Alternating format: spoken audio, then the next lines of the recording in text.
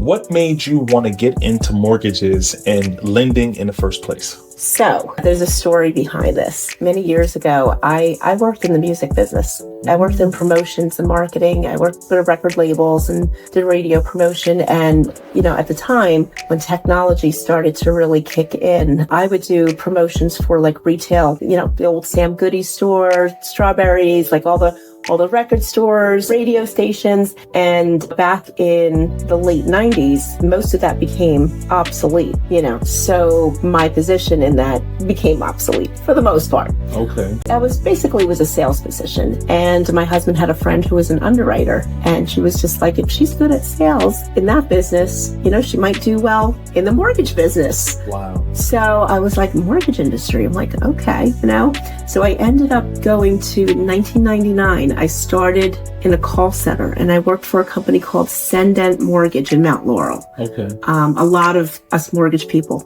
kind of started there. And, I realized I just really liked helping people and I enjoyed it. I mean, there was always something new to learn every day. And back then when I worked for Sendent, it was the most intense training I think I've ever had in my career. Till this day, I still retain all the important things that they taught us. But I really liked helping people. And, aside from money, it was really just, helping people getting into their dream home. So that's kind of what kept me going. That right there, it's so stressful when you're trying to find a home. Yes. And trying to be approved for a home and trying to assist somebody that has different types of income and they're trying to find something that may be in their range or out their range. Was there a defining moment when you realized that this was your path once you got into it? I think I've had plenty of moments. Yeah. But I think for me, dealing with first-time home buyers is my specialty. And a lot of times I like to make things work. I'm pretty good at putting together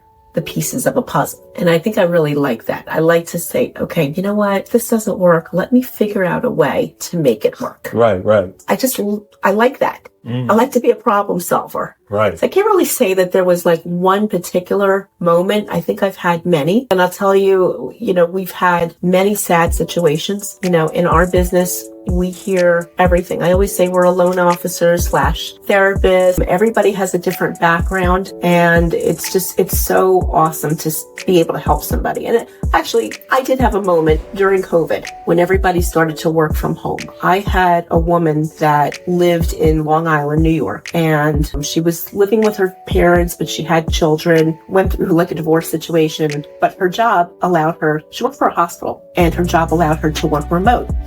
And she said to me, she's like, this area is not really great. It's not really where I want to raise my kids. It's very expensive. If you're familiar with Long Island, New York, everything's expensive out there. And she just really wanted a better life for her kids. And for whatever reason, she thought it was not possible. Hearing all the myths. Oh, you need to put 20% down. You need to have perfect credit. You need to have perfect this. And I was able to get her approved for an FHA loan. We did a first-time home buyer program that is offered in New Jersey, $10,000 for its down payment and closing costs. And she ended up moving to Vineland. We were at the settlement table and she just stopped and just started crying. And I was like, and for me, this is my everyday thing. Mm-hmm. And she was like, no, you don't understand. You don't understand how much this means to me. And, it's situations like that just make you keep on doing this. Absolutely.